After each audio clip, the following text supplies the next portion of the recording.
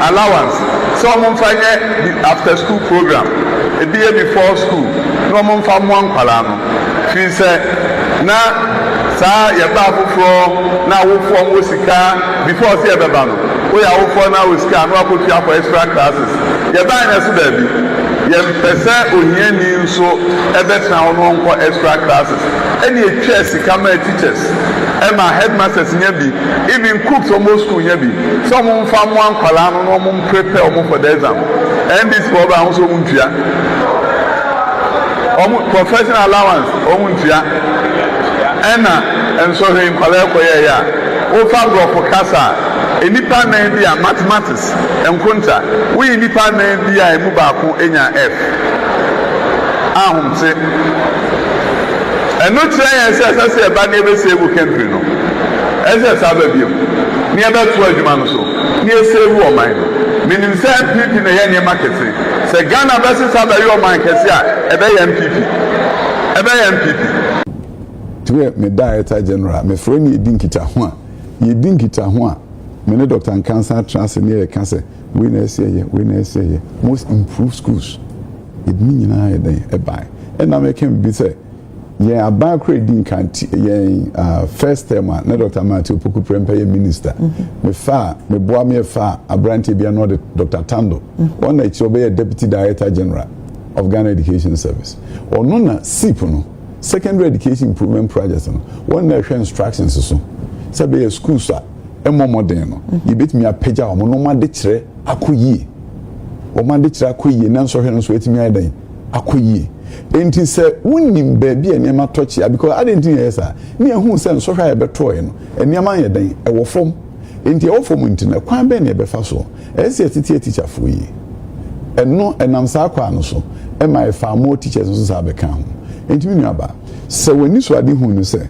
ade ya atumi me ye hu bibi a ebe ye yie wo be ye hu bibi na emum ayi adwen se o eno ano no na se mu feli saa efi se no mo hu moden obi na ebo anti e ba saa na wo be ja o mo feli next year biem exams council akachiro say why can for say simple interest omutimi nye in term now with dimrika teachers are going to be mathematics teachers momra obi amra ye be church mo simple interest sabe am betimi a kire ni ye because next year no ye mpese simple interest question ba akola bi abeden ebiti and then yeah Hong State say even for them to acknowledge the importance of even funeral when it comes to social studies and also so what do? All social studies teachers must participate in workshop. Much final year 4 especially should participate in workshop immediately. Say that next year, sa question ni ba umbit me answer. That's what you do. They're not doing that. No. Why you for na catch us? Mama to was you. Yeah, no there. Baby, and why for because say touch be examiners by three teachers. Ente wunya me amboa me why for catch us ha ne to sina. Ka policy direction and say professional development. All final year teachers, ye boke hyiamu, tuamu TNT, ama mo osua nieme, se be ya nkwala no, question we ba, ombetimi adan. Aye, eno ne de se o man o. Enti enya sa de out ho na o se, ba bi mi de me nya hwe, fi se first no mankwala. Why ke for say how monti ase, o so okay, mate, me de ahobrase asom. Enti when I penia said director of GSA was a accept full responsibility. I'm going to do something about it. I'm telling you what I would have done. What I would have done was to sit down with my director general. So director general, you say I deal with Kolani den NTS. Min pesa fear bebe. And so her beba no manya den o mo intimi den anye. Intino monye workshops for teachers, final year teachers. 1 week. Monfo mu nyina nkohyiehia regions by regions ye pesika ye de ye sebe ya saade we bintu ye biem from 20 meteor from 2020 no no these were things that we implemented. Was it a permanent thing and as be every year be ade beba e na moye? No, examiners no omo ehun say omo bet me actually say the last 3 years question we ba na nkola na ye den intimi hwe ni ye and as be a fee de bai enkwala no amom ho se funeral asase ma okay to be hu se o ma chire mu na fe mo nso mo akohwe mu books am use no se e bi funerals no ye entreat ni ye mu ana lesson plans wako he say e kwan be na fa so treaty funerals in our lesson plans almost one hwe ya wo de sobo ni nyina be bakola no se ono na wanye den wansua ebi nso a na wokohwe e kwan e fa so kire no na nya no na wa ekfo ne den but me chesa say initiative we no a permanent ade an wo ho oh yes inti identify permanent transitional minuaba hwe ade ba kwa meka magana fo nyina tia so le say political transition as if you political transition as if you yes the children are suffering political transition some edru ho January a year do meko we ko e kwa be na fa so kra na wo betimi abo minister oban amani me bi ho no handover notes no enye detailed enough me what I would suggest say in the future any transition yen share organizations and agencies say GES the outgoing director general should spend about a week with the incoming director general going over some of these things now we know who say near man now we yini me so me ba nkwala ni nti Ghana nti o when I can try we say now when a year say now akwala na wa fail no obi o honma na wie ya no ntimi de o ma mu ni nyina ntimi am available anytime obi beka say Dr. Adutwum chire ye niam na mo ye no na ye nsu nye bi director general Dr. Nkansa ho o frɛ no say Dr. Nkansa bra na de atu ye ni bra ye ntena se ne nhwɛ de be na mo ya ebi a ye ba ne ntimi adan anye sɛ we na sa se pa o man mu nyina ne nya ho mfaso ne mum ye be ne sɛ aba fom a enkwala no performance anu yesu wo munim funerals enti aba fom a ema ebi nkoto akola nso a oba fofo oba bie ebi ana mu book kra mu use no na funeral no book na entry ti ne ye enti what do review the syllabus review the textbooks a committee bin transit no mo hwe social studies textbooks enkwala no use no funeral no say ne ekokire no because a birthday be on say something as simple as funerals yes enkwala no ntiase ebi ana bibi torchia okay intima enkrofon hwehwem no mo hwe say niema wife forecast anye yie no enkwala na ntimi no de na torchia na bibi torchima wo mu a afei na wo dimrika na teacher for no church na teacher for nso akɔkyerɛkyerɛ enkwala ne yie to be okra funeral no aye dada but enam de we no more can intino detailed report from why can buy e be kyerɛkyerɛ mu more okay na afei wo de no aboa nkwala no ama se bibi ti sa ba o man ko fail. All right, you're talking about say CTAC for ewo strike so far as some condition of service is concerned. Me new condition of service do not know more pay no there, but I know say almost a banner dada home. Yeah, as usual. Yes, remember almost say some betimi edomonia to no moko na nkora na timiako etimiako school no mo calendar na answer ya nka yepe then so mo hwe say na mafo ya do mba na nsia akoye this year na so for year no is na 5,000 mo pay na ko say 35,000 5,000 ako 35,000 now no de akamu na so eso de mona why was say so jiwana because you could the same market. Most near boy for dear. I in a young say near boy for power because no could be back near 5 cities. And a chill force man call 7 or 2 and some way. But could be no boy of forces about 10 cities. So could be free 5 cities. I cost 7 now fair drew 10. Now I said near my 4. Or if I said you know could be what out to could be. Oh yeah. Mitobi ewo nshia so ha ya mitobi pa 10 cities 10 ono kra ya ketu pa Ghana cities it is a name na ya for you into CTAC for almost strike the oya yenyina nkobia because mumrefi but almost mudia any condition of service akamudia they should sit down with them no more formal de mom sa mre nto asem ne sa we mu bina basa no majority to do bia can be obi entie onu almost sit trans kan hye ne mani ya omo ebeti Chairman Yaw Adutwum ye education minister ne webon ono mo tena se ma niam be to ni man bebre Emma I think say ntiase eye adwuma bebre avide na besi so konya aban a onum se wo spend there inflation ono ade ahoma akekere ahoma ne besane so spend there inflation no ozo mo de kaya bi na ne rekekere ade na wo ya na asane pre akom so no akekere inflation it was status was spending kakra bi inflation besane esane so nye njo pese yi ano obese yi an ending now so the single digit na ending ba untimi mfo bi moja ending uchi obi kom ede achieve single digit unto fi moja nko achieve single digit so you need to spend omo there no factory omuka no mo fonkunya ti omuka single digit in there so person ultra na some buy na mo sesa the government transition and on the mo there buy single digit so pa say figure Opa kura much negative one is inflation about negative one. Ye di ni hweka. But the can say sitak for no. You can sitak abi amanfo hu teacher for kro. When also watch it room sitak. Colleges of education. Achire for wo ho a. Achire for wo ho a omo kire ye mma ne nuane ofa asem a omo gintete abedi teacher e wo kro mu. Omo ho asem ne yeka.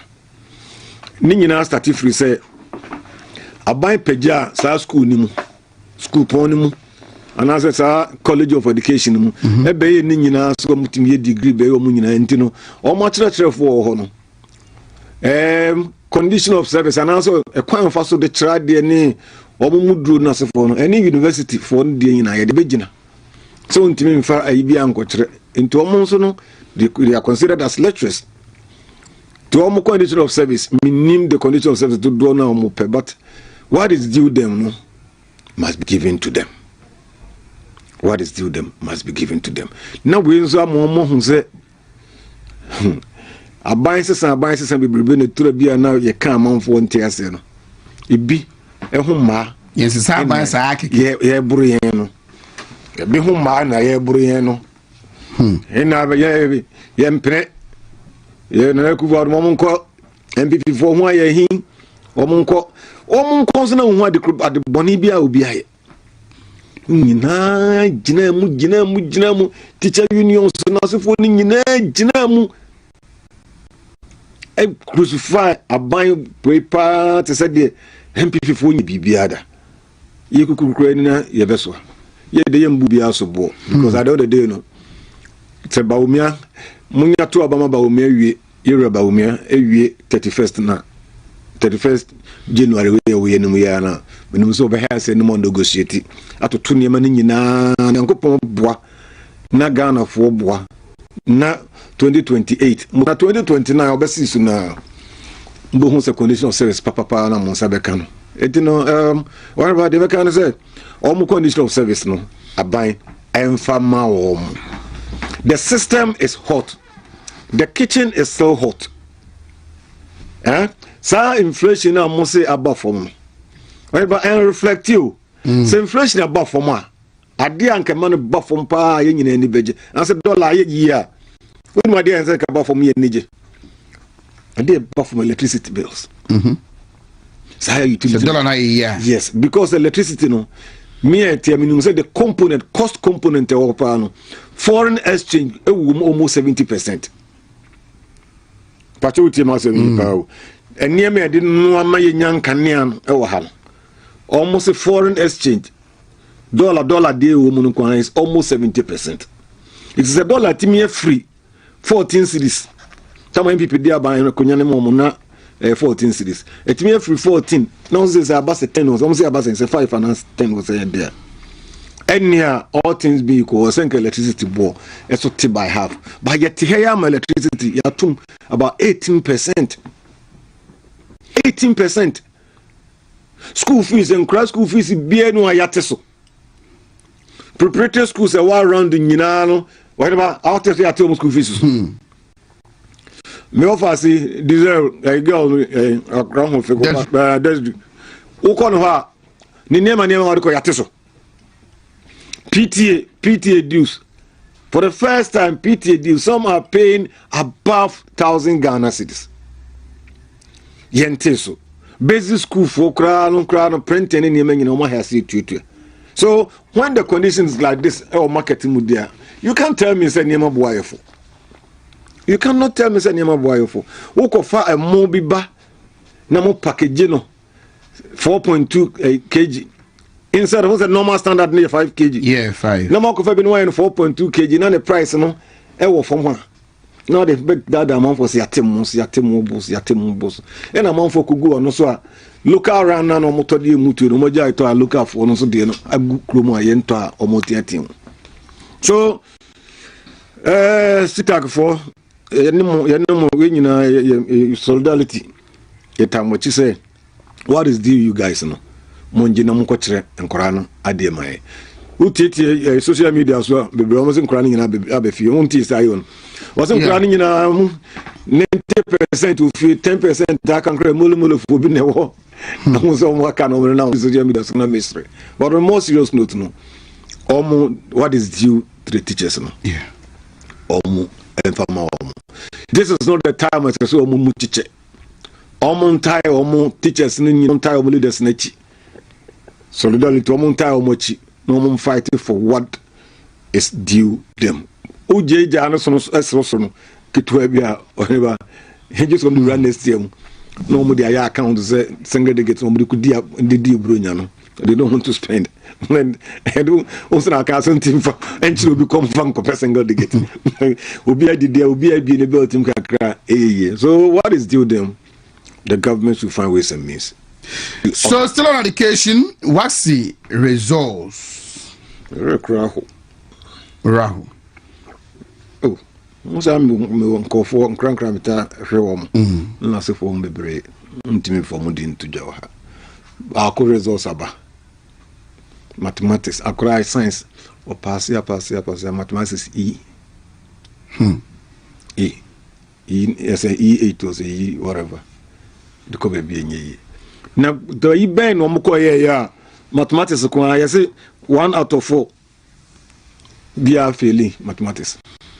To almost 25% are fail mathematics. Wherever na who cause them? Na who cause them? A dream maybe a MPP time correct passive revenue. You're a man and penny for say omo dia poor and I don't say yeah. Omo dia poor and a man crying pass say. In say the omo apo bibi any mutin crying the true picture ne down. Na mass na ma mass nka ho o ne mass can you say mass nka ho a crying ntimi to us because mass English mass and then nothing say English mass and science. Nese mass no ukonya almost 25% na 23.something to 24%. Ain't me am pass mass na. Meaning say omo mbetimi akọ school no ye yi 24% free mu no. Into aso school no ntimi nko. Omo ye chom results no so percentage. Listen ka this class you want code for the statistics no to so my. Omo ye chom exams woman held omo social studies and capacity at the omo for the first time you saw no crown and sankoyi. So there's supposed to be a committee. So I also want a committee of inquiries. No call him DNA course or man Korano and passes. Whatever. Me also upon see I'm crabby. I have set top forms and nasafumu. No results here, but so many day. Mom say waiting results no. To change results abana we upload. And no so kwa means be a university for no so di etwankora na be. The antinama results in the man son or my granite forms. It's in the results aba. Yeah. About one pass. Auto forms no so. What's not forms na man. Ontim kwa ginisika. O presa akwa he. The results be bansan na why admission so man. Nintum person obebu no I don't know twema results no man na akra ni hu. Now you qualify and wait. Say me for medicine. Say me for herbal way. Say me for way. Say me for way. Say me for can. Say me for way. No hu adekra okwe. To university hono so no yen kan asem but hono say man for timi chire mu kakra. Emma nkorano resource ne mra ansa no mato force na ma o maten da simplicity na akra na hu ne level ansa na wo choose course crop person okoye because we science ewo SHS science no e man avenues be bre o obetimi akwakoye wo university opa obey medicine opa obey engineering opa obey pharmacy opa obey eyi be bre o obetimi agree ni we mu nyina wo ho etini say nipa no te ho na say we no na onhu ya dent na moton forms ma no ano he ba dem kan senti ase o ba because onhu dent na moton forms ma forms no se bi dey board e bi dey up to 300 Ghana cedis so e bi kura dey brosa. Fortunately, Kumasi Technical University, we are still selling the forms in Eho. I'll be a person who will be able to Special Entrepreneurship and Finance Department program. Papa Bako Akao. On Ubia, science, oh, yeah, mass, oh, yeah, Abiana, Obaha, Yaji, because it's about you train on our business. Nay, while what you do, why you were human as for the so it's still there. Kumasi Technical University, Entrepreneurship and Finance Department still there. Whatever, what do you mean? Say, I buy empty. Committee no more resources that it should be investigated. Yes. Why? Yeah. This resource. Yeah. And over 6,000. No. Yeah. I'm passing. I do also do. I'm passing mathematics. It is social studies. I do also. More yard held more resource. I do also. More yard chow more dear more dorsum. I said plan. Be say ana say. I don't bet you anything on me sir. Stress free bi nse and krano kakre bi be invest no mo ntua kese ana like they're supposed to be investigation and arguing was say they're supposed to investigation krana am pass mathematics ninye do na bet mo ko invest in no so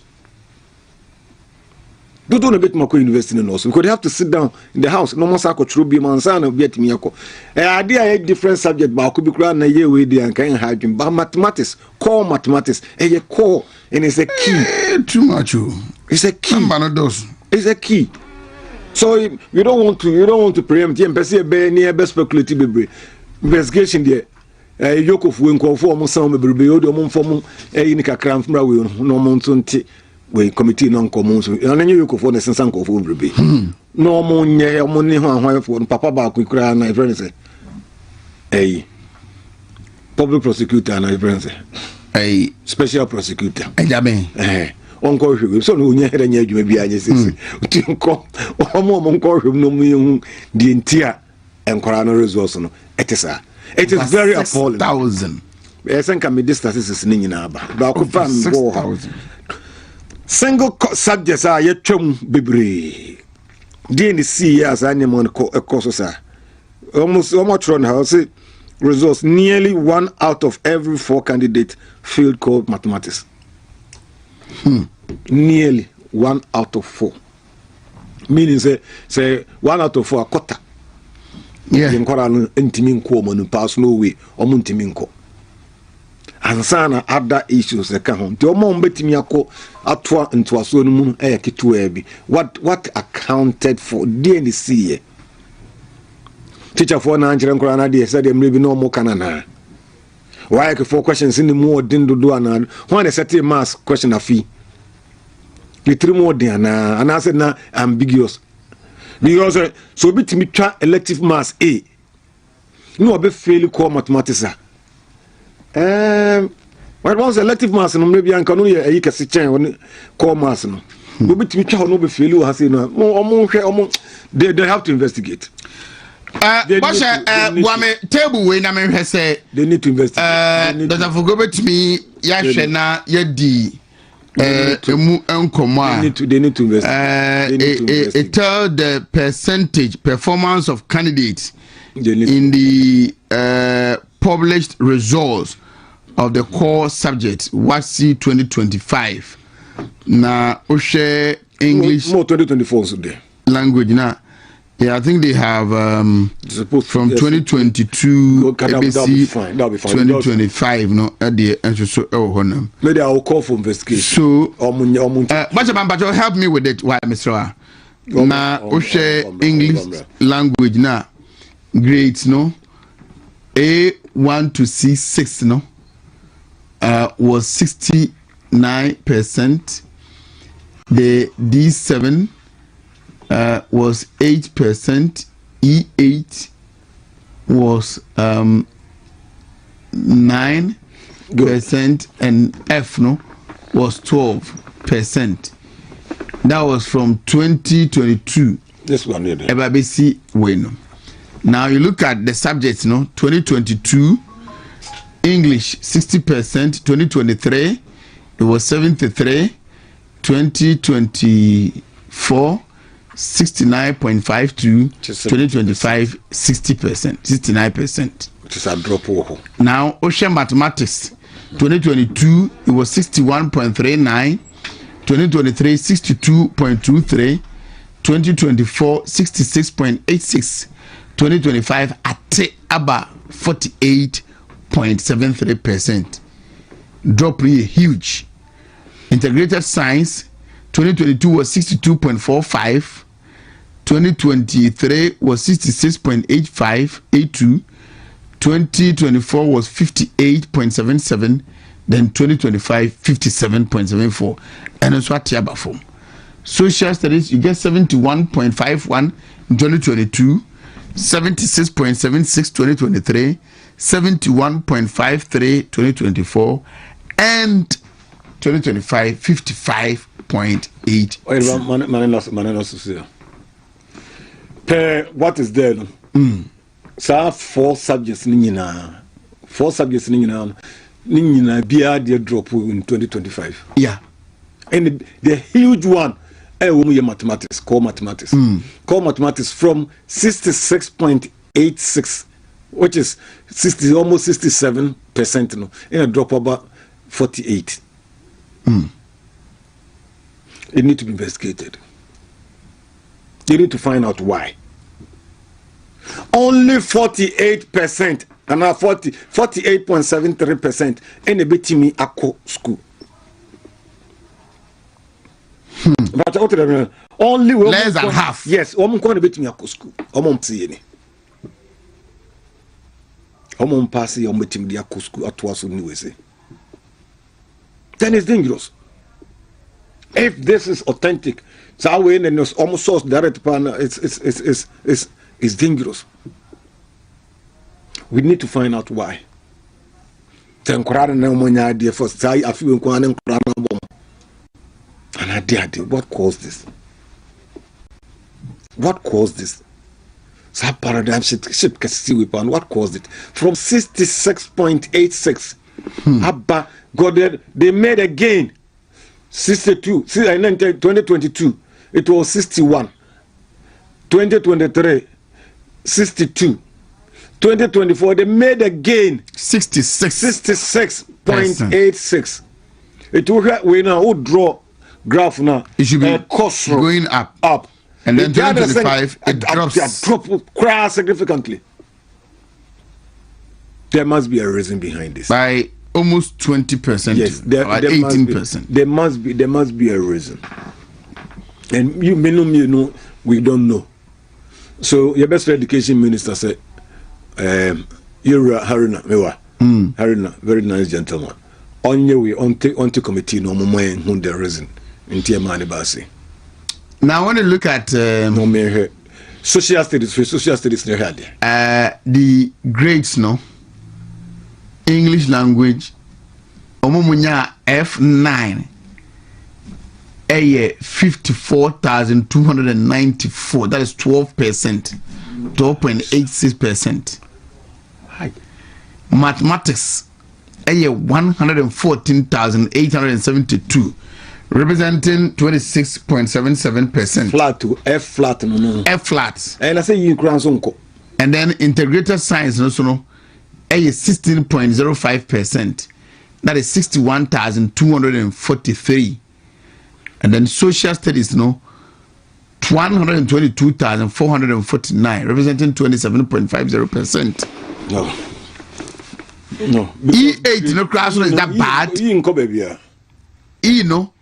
English 9%, 39,091 in the affiliate. Mathematics 12.15%, 52,145. integrated science 45,783, that is 11.97%, and then social studies 40,608, 9.12%. What my do integrated, So integrated science, core mathematics, core mathematics. Also free D7 couldn't pass no will. Yeah. It's percentage wise near say. When you have 11 plus 12, 13. 11 plus 12 is that 11 is plus 23 plus 26. 23 49. 49. Into the percentage in a way it come over 50%. Around 50%. Yes. D7, E8, yeah. F9. Yeah. It's about 50 something percent, almost 51%. Into a reflected percentage in a 48.8%. Yes. That is a very reflective. Yeah. It tells you say about 51 point something percent in Timinko school. Yeah. Yeah. Wow. Because tertiary BN Hoji, a tertiary degree programs BN Hoji, we say. Things I feel no more better fee. A bed also. I can't figure. We're going to look at the trajectory. It was like we improve and around way. English 60%, 2022. It has been. 2023 was 63. It has been, but we did. 2024 no crown one 60. 69. And then 2025 above from Kakra marginally. 22 mathematics was 61. It came to 62 and then 66. Then it drops. Integrated science 62. It went to 68. It came to 58 and then 57. Dropped. So I think it needs to be investigated. Oh, yeah. I mean, there's supposed to be a good committee. No Mayan Sanka and your wife for the report in Kwaniepe. Obu Education Minister is a fine gentleman. On committee na almost investigate. No for report money in a so questions in the answer to ye. Some vigilators in the almost year day. So students in the yard. Se teacher for in the free home. Se question land for crowd or set a mass. A feeding so dear so any 3 more than a broswa. Oh my young social studies.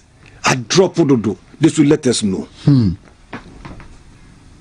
When you first now craft really, you must only must teacher 7 a chamu. Yeah. You should probe why. Yeah. First now cry, you are near Markia, my journey, a chum, or crowd question, crown here who be there be a chum. This will let us know. Because these are the future leaders. According to me, Cotanescu, Cotrasi, Deans, and Trans, and for women, or bra. A bishop them no musu.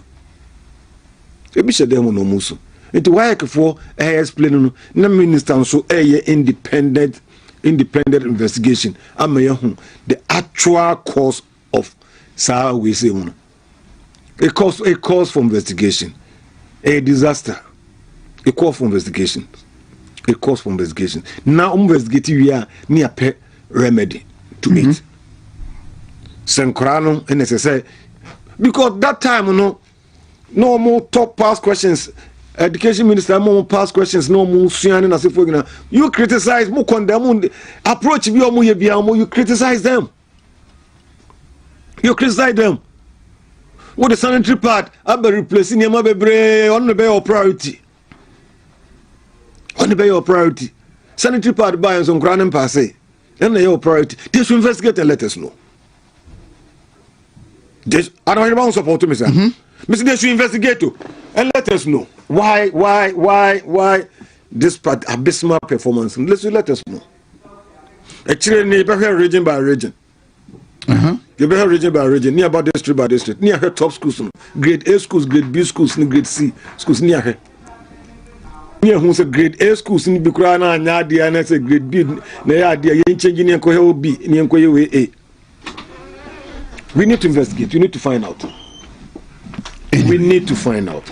We need to find out. At the Master Cancer said, not and Koran be a comedy. Because and let me say, like, you know, there may be multiple separate with animals. Oh, my young, and them crack exams now more than half ain't mean ko omonima. A serious issue.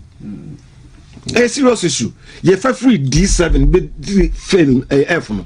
But you know mathematics on 51 point something percent. Yeah, 51 point something percent now. Now 51% from D7 E8 to F9. Yeah. I say enye kura. Same yes, me no me no nkan. Who feel for na control D kura na mfa. Program benefit D7. Then for D7. Na then for E8. Pass no way. It will come the nibo a nipa you know percentage was about 51.3 point something percent. Ain't mean ko money. Ansa na omo ayasan so atwa omo results mu a yasan kuta bidie mu na sefo. Yeah, about 6,000. Yes. And you know media way by parties and way near party asem. Omo so mo prosecute bi no so. Asem ne ho asem. Omo ma yenhu ye ma ne control ye. Ye offer asem for the control. Ye no ne control. Omo ma yenhu. Na next time see mistake with the man buy and near repeat the same mistake in the This is my simplest plea. All right. Because you want the domo dey ba. Why can for domo report to ba? But we should go beyond their report. Dr. Anuma. Inia. Marche. Yanyado. Na ho ye. Yamiado me ho ye. The body as. Sitak for na so ofie. Sitak ofie. Colleges of Education, Teachers Association of Ghana. We can almost majority of their members say they don't trust the assurance from the government. They should still be on strike until say Adieno is on paper and then the reality has happened into Mudasua Ewo Ifi. And then what's the results are Abba? When you look at the figures, they say your core subjects, you know, about half of Momo you know, Ameki. Look at integrated science, core mathematics, social studies, Kikambumwa. 6,000 of them, there's some results are cancelled for many reasons. Binum society 35 or 32B, so no are facing prosecution and the other day, and we are asking the whys, the how, the what happened. 32 students they facing prosecution. Yeah, for examination crimes. 2 or 35. Yeah, for examination crimes. Yeah. Crime to humanity. I say where they are not there, but why go for so at the crowd? To the for no be more my yourself more than addition Musia. The those are exams are some food bia sebio be disable or me pass. Or more yes, be mutimi yet to the extent say or more they affect other people crown or more good and come be me at Sanka concentrate trauma exams are passing. Now obiti once you are the yo and some nominals why we nominate there. Kwa yes had the new year no or the better exams. Now I better be a very good student here. Kunya attention to exams now or better nachi. Na ohano na akofa asema ba abayire no na on exams kra ya ntwamu a na akoye basa ya mark down na ade no ha adwen papa nti such people no dey twa omaso a eye minim bone o madie na so twa omaso a eye na ye hwe the scale of pass ni fail no eno dey to be frank ha adwen wo hwe Jesus for ya JHS form ko SHS ya so hunu ene so de kwaye no eno so akwai bibi na manfo link no to free SHS say it that free inti na pese ye cut down ma se be ya nipa ne bebre enya kwan wramu na omusika so ntiana because ya hu say about policy na kwaye say ye mfa kwan bi so ye cut down the ye way of spending and I say ye possibility ye be spending more ye cutting it down na stress free no so be kan we hu ana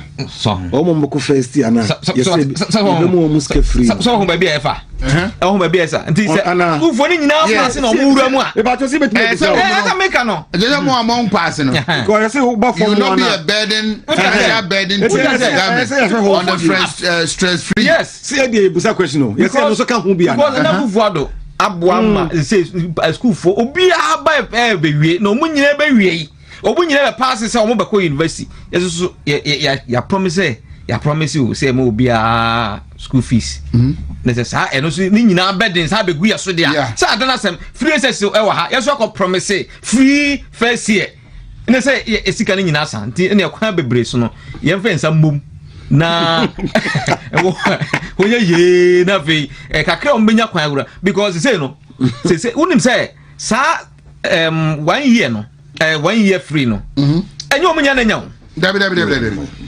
Oko can US ye wo mo regular for no me say ask na na regular na kakra bi o. Yeah. Ipa kakra bi o. Omo aka nyina fee pay na weekends ni ade. Omo nya bi. Eti say wo watwa wan twa ne ye at least utwa ye no kakra no omo nya gbe 12 13 14 e kwa can US benya fee paying. Omo fa dey about fee paying. Sa fee paying one hwe ne ye kura ne amount weekends ne amount ni adade eti sa mahama ntua kelentua what that say president kelentua it is what eti kwame bre so no engrofo na fa kwan bi so cut down on spending indirectly na kwan of so ye no omo takno from the root anything no said ye call ye ne said the abanyina kana for money tua me ne ma hu krofo bi results and nipa ne very good and so months 2 pe and onya CCs 2 pe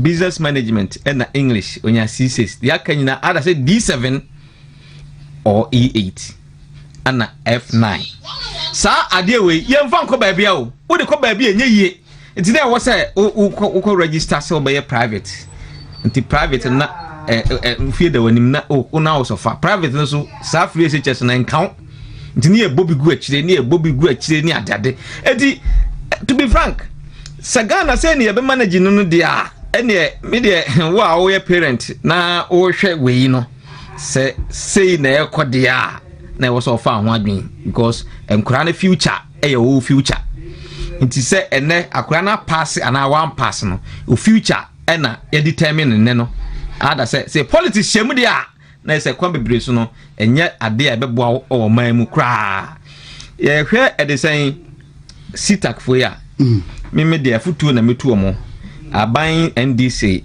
ye trust wo mo se do mo ka ye no ntimi no mo ya adwen omo ka de ne omo opposition a omo dwen say omo ye clean omo beto nkrofo ho saa omo betena ban mu no mo twefo omo bo then ukaka bia ya tackle ukasatia omo a kwan bebre so no mo person fa kwan bi tata wo je omo de omo nya enka omo ba ban mu a enka obia nkasa obia nka omo wasamone anasa ade a omo aye no obia nkritizase omo nti o kritizase omo kakra bi a na ne omo pe bibia omo be ye ahwetwetwetwu se be ya ye de be silence o. That is the kind of NDC omo mo di aso samre nti se be ya omo nyire omo ho anya saa na so omo di negotiation ni kwesi omo panyimfo kwa so na so omo sa kwa adwuma se ya omo panyimfo na better get omo hwe ya omo nya problem nti once they are home they must continue to be home until say the writing is done na mekura matise say Twitter ni ahwe kura na 9% no ye beka mo bibi yes e tan fa na saa ye beka mo bibi na ye hwe empanyimfo enim say NDC fo bia be wurawura mu de a mo mpese be but once the people are angry no matter what assembly nti ye nyina ye ha ye bet makafa am I pick on the sanitary pad issue na ye nto aso kosi cheso achia megine so finance minister by parliament budget statement obeka che say is a sanitary pad ne boyf my papa about 15%. Now government policies will be provided sanitary pad to girls. Yeah. Minority no I'll reduce omako to a unit price of 45 Ghana cedis. Yeah. Fact, Mathieu Anabo Asifua. Matini pan details no. Mama pad ko to sanitary pad in the parliament. Yes. What chem say sanitary pad now or more chairman crafo no kra no. Say nya papa. The quality no need the ton market 15 Ghana no. We quality near so low say senka wo de compare na ka wo ton market and beton less than 10 cedis. They are buying the mine no. Yeah. Or so they may Uberton less than 10 cedis. Anna say who check it per unit according to volumes are almost in scale to honor. Now we a number almost say almost the manoa who check here. They say almost the amount 45 Ghana cedis. I just say clearly no. Minimum some come market ya mungo ton 45 Ghana cedis. Enti NDC for ebia first can be see no moody. Nam de me ka kire omo say omo mompaye na omo ntaso omo ntaso na say omo free so a ye the spectacle say binoculars pa e na be hwehwe omo nkratam ye be hwehwe omo the software ahwe every account how they use the money value for money nyina be access na obia obe say Ghana sika no we will make them answer for them because omo ye bi say omo ye so omo buy omo so omo ye ti omunya omuyiro omunya na obia Ghana sika wafa no omune ne enia no na omu hweda omunyi sika ne firo na omu so firi hɔ a kwan sanitary pad na me den ka me say Dr. Bawumia so oba oma men ko hwehwɛ sade no oma men ko hwehwɛ ho wona ko hwehwɛ yes da bi sas kasam na ho no ka so ko hwehwɛ pad na men ko hwehwɛ ho na men hwɛ kwan omu fa so omu di sasika no every unit be our price contractors omo dem omo ko fire omo contract agreement any ade ne ya value for money ya check it eniema e market even so call market ko adum ko toto bi a e ma omo kura nya omo nya business ye ya enka the cost be sen ni nyina e be hwehwe na mo de mo ti abontra mo se nkrofo diska mo ba na mo be diska ase ne say the Ghana had a politician bia diska mo ti abontra mo se obi e corruption ba asase so e bi ni ho musu bedru ya nema mo ye hu de mo ye mo fa sika we are 45 Ghana cedis obra ade we ni quality nye me gi say no kra no enkra na mo use no mo hwe ni ye because the quality ni nye de a wan hwe ni ya na at the end no impact and effect no na amwa nti me dey imagine say parents no omo investigate sa asem we say quality ni nye no mo hwe the effect on their daughters and hwe ni ya na yakofa asem kra ba abre ye mano na ya nti we mu nyina no asem da ho de ba ehwem Dr. Boko what about the sanitary pad saga no I'm not even looking at it from the pricing and as well. Is it a priority for now? Idea Ghana, you identify a gap be say sanitary pad in Tinkran in Timinko school and a sanitary pad in Tinkran core mathematics no no more pass. These are not issues. And then the sanitary pad now, how often are you going to give it to them?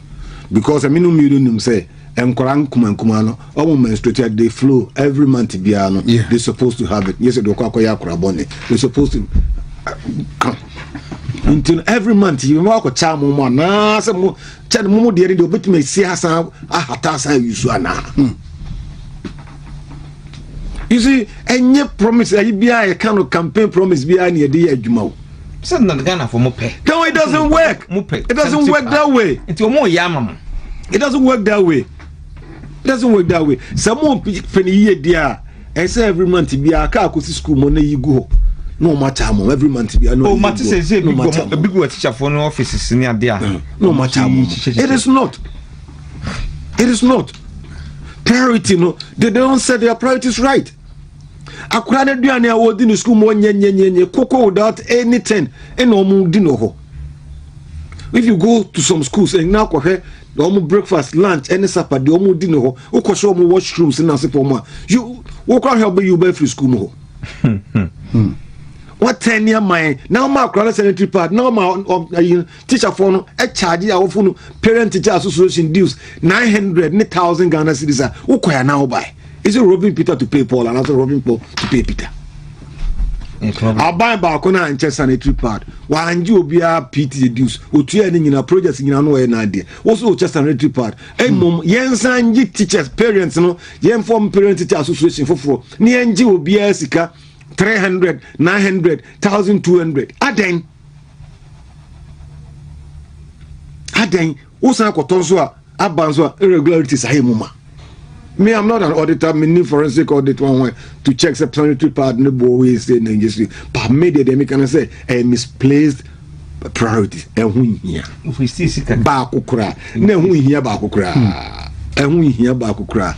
Ene musu kusua ba. Ka the size ka no to kusua ma akura bi anya kusua ba kudi every morning e wo school ma ka kran be more healthy. Who told you that Krani Kusku are awful in Timomo sanitary pad in Kusku? No more Wufians and Crown Manco schools. Over 200,000. I'm saying Crown Wufian mathematics. Then you are thinking of sanitary pad. Was it sanitary pad? And your priority. And I bet you. Yeah.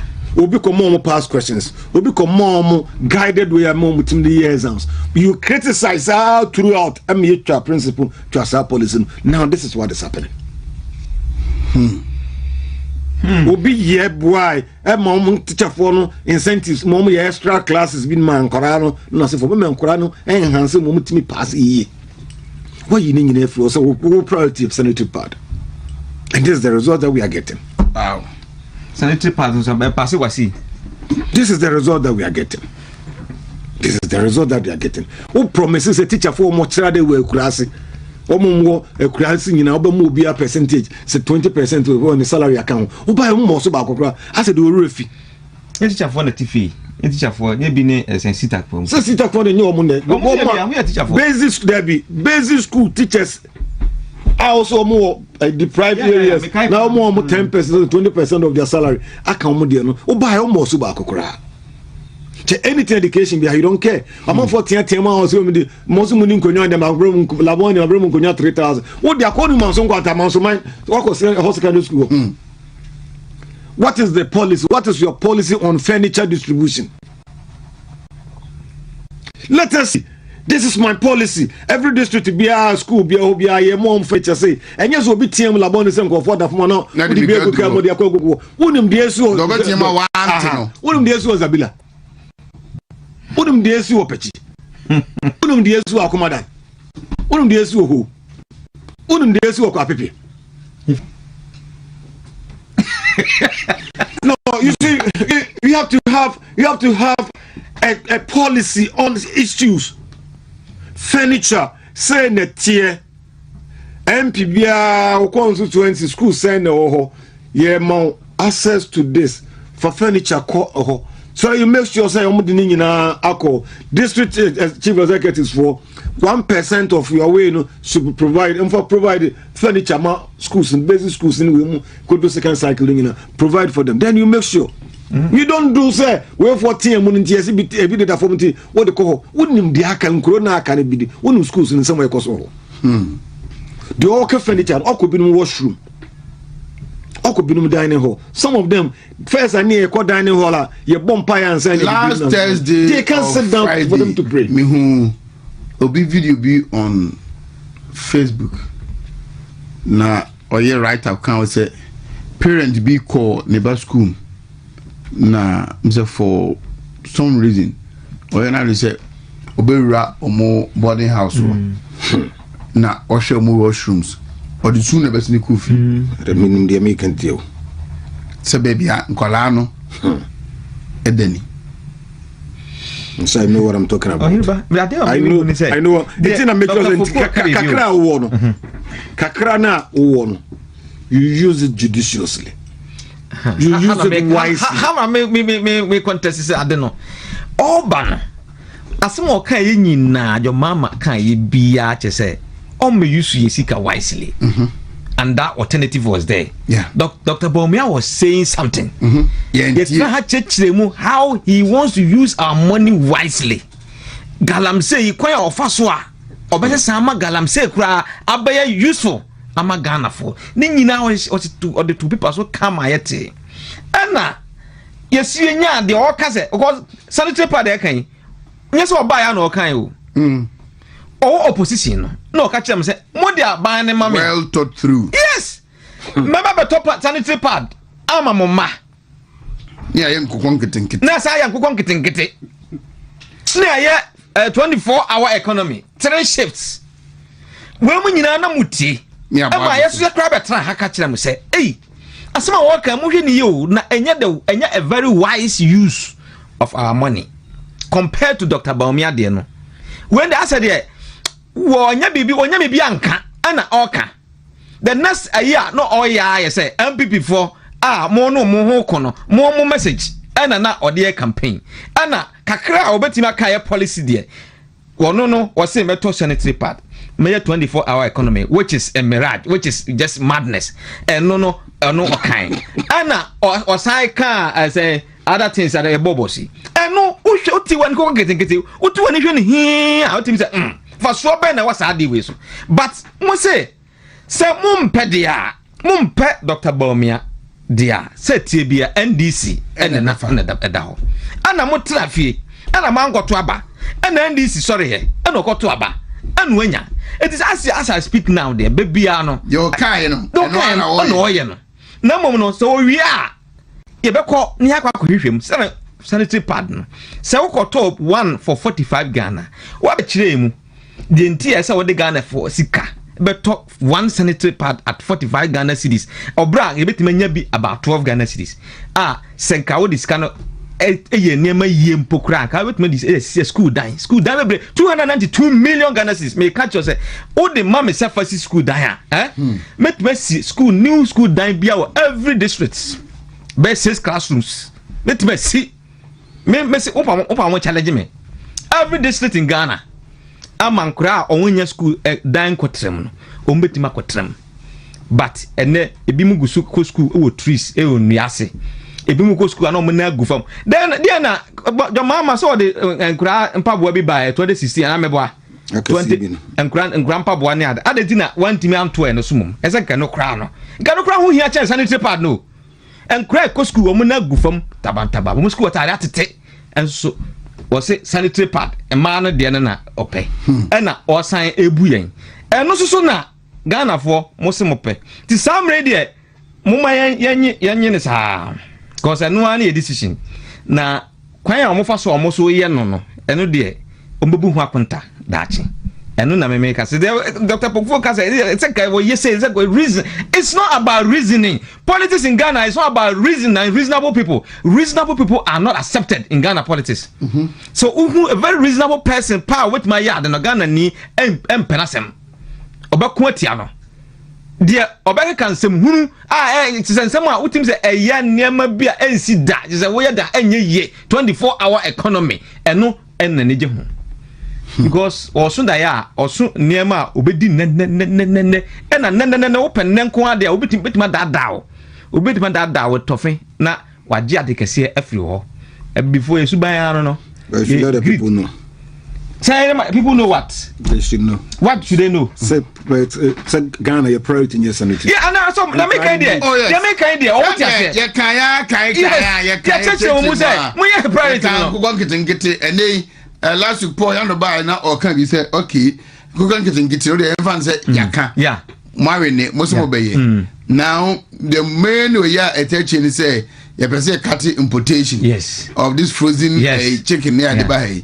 Na o cut importation no say you go quantity na yeah be chamia yeah mu local no you import na buy so bibia anye reasonable bibia he da just adwene na ho bi anything no oman a ya team no enti say ye ho di aka 3 years say ye face na mo mmia ntwatwa nto say ba ye koto aba ye remfi say ye mistake last 2024 no a ye kwedie ese fee ni kase no Ghana ye dia is for our future ye mano dia omo a ye free SHS ma omo a omo pia omo doso no aban bia ba ompene se ombe doso sa na oba omo ka cause one was promise oba ma omo free first year anything sa tie dia na ye feel a lot of them and na omo aya omo bebre feel as you say no bebre ntimi ko first year because I'm more than half ntimi ko university bebre what ma kokra is okwe diploma bi ni adade because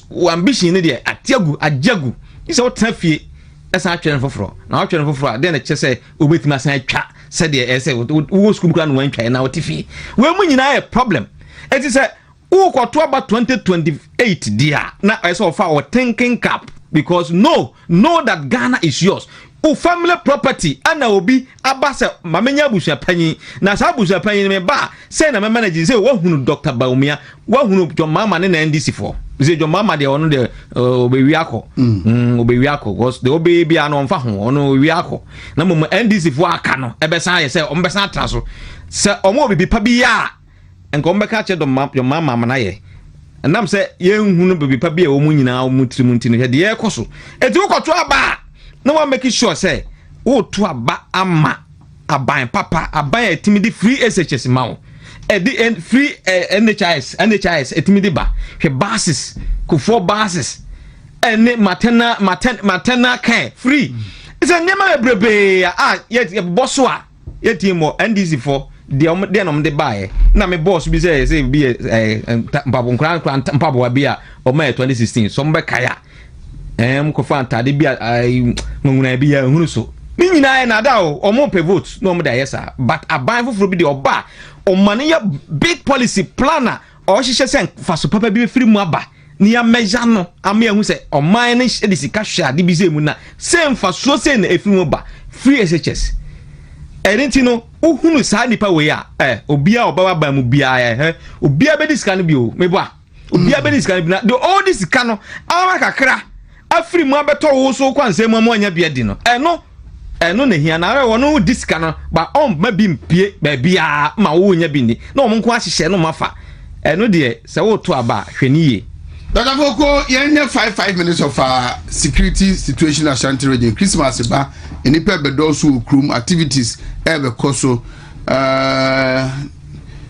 Elizabeth say every 2 weeks we experience a gunshot robbery attack, daylight robbery near the day. Weekend, the passing was shot, but and then as I say, he didn't lose his life. Aye baby in the region. The region here, what might be a national security, yeah, because when there's security now, no TS Galamsey site no but national security, more president Galamsey site. I'm concerned Galamsey, what I'm calling you big credit idea. What the Mahama could be inside, I didn't know. But I have trust and confidence in our police. Some guys are Juma. Umbetimi the name be brave good for mama name mu adu be brave. The mistress is here. Whenever traffic be the police will be getting some directive when take create problem more than solving the problem. Almost sa e ho name no eye. Na me the best security I need to start from yourself. Odu ani to we no so be brave any asmoto. Omo be do hwembo. Start your own security. Be charge of your own security before you think of other conforms to be protective. Sometimes when you are driving around now, but who baba kupo bag is and nam baby and who say drana. Because like on the trabia nipan quality no baby no namos soon be we have to be very security conscious. We have to be very, very security conscious. As to say, among 4 to 2 children as a form day, we number power normally say any man in a tadiba. Umba power, this is power. Sa Makukum is any man a bus to be brave. But the bit me I can say, trust the police.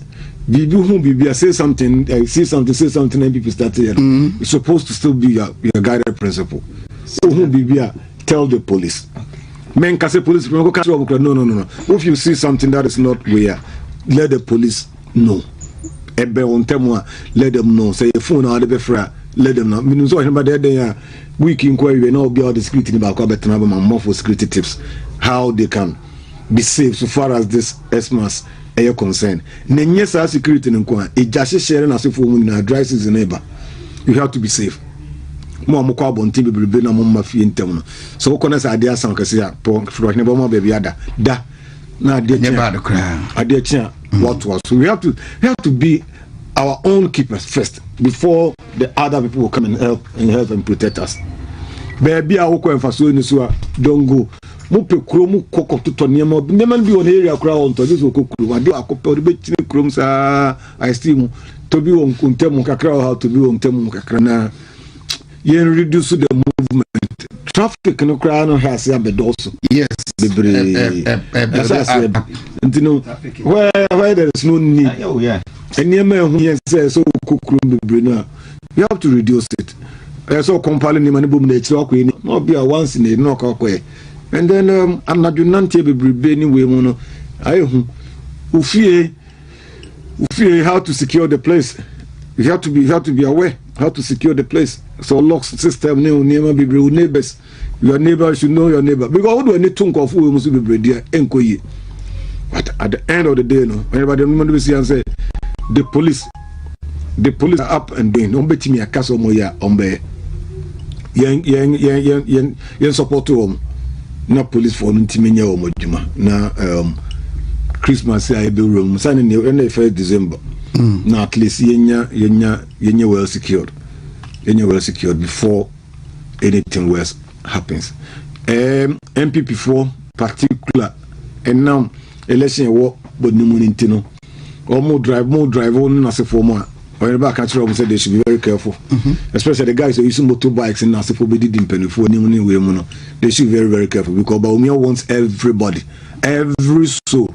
Eddie would talk about when he needs every soul.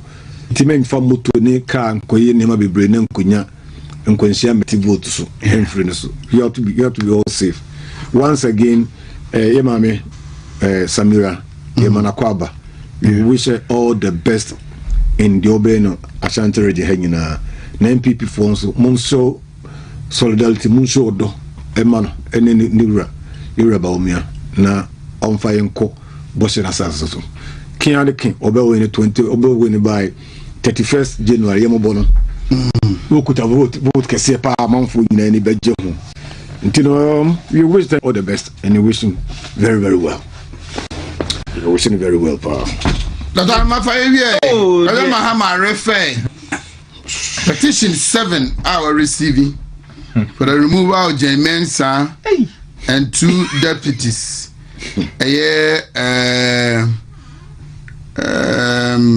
You petition either. And 3 petitions also for the removal of the special prosecutor. I refer Ediama, the disputed Chief Justice.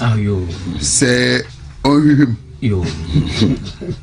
maybe to establish a prima facie. You sana beba mrano so man kwan say or the comma Chief Justice ntino what the amano a yenhwe ne saa na mum no adwumpo a title a omoya sada no omo anim say omo pese omo yi Ghana fo nyina obi o ya adwuma firi ho no mo de NDC ni hye ho nti Chief Justice was NDC ni ba nti ese yi de ho no firi ho ye twa kontompoto no so entro omo ye nyina entro mo twa to ma me so mo yi na firi ho no mo de NDC ni mapa abe Chief Justice sa na omo pese omo ye na omo yi electoral commission so firi ho no mo de NDC ni mapa ebe hye ho ne other places ti omo ye ti e de ye hwe omo Ghana enye omo de a omo se 4 years ya omo bedie no omo de omo ntimi ni Ghana ni bia anya adwumaji se NDC ni fine odo omo nye na omo mre so a Ghana for so be take decision de ye bom paye ne say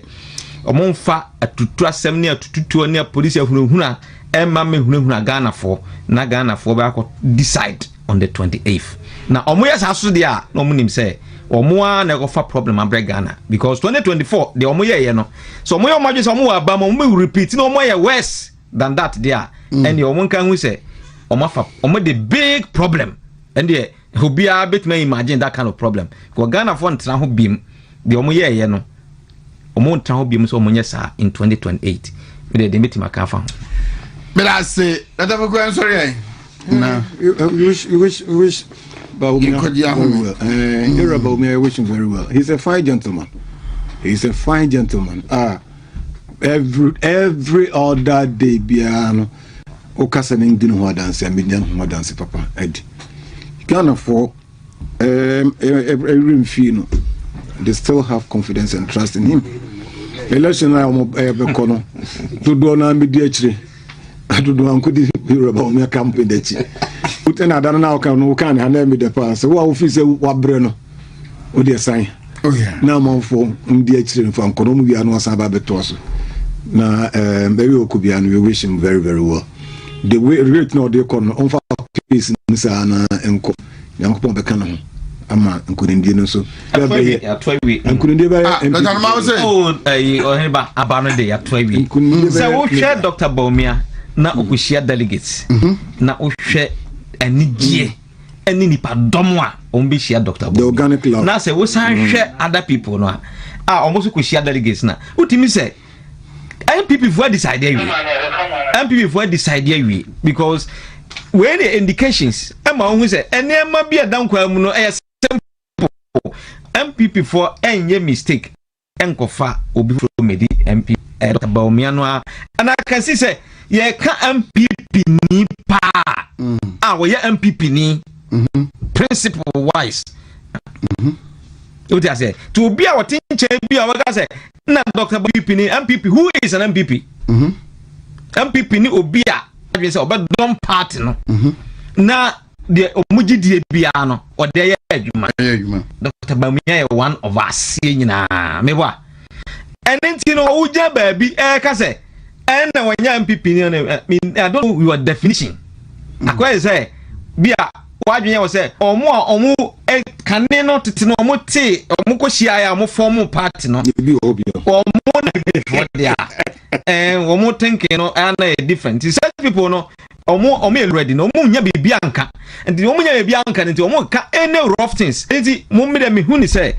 MPP for to abana wi there's no way say omo to abana tia Dr. Baumia and they vote massively truly because I can see say other candidates near that no omo ngasa hu ni say what is coming is too much for them so I some to kwani that dinner kasakasa and it's all part of the game mo dey mo focus mo hu say MPP muntete obi obaga se muatete bia enye nokre and I can see say part there's love bia creative our grounds so who said Dr. Baumia kushia said the passion bia omudi shia no che say there's still MPP agent na naso ti mo ma mo ya mo o to abana bia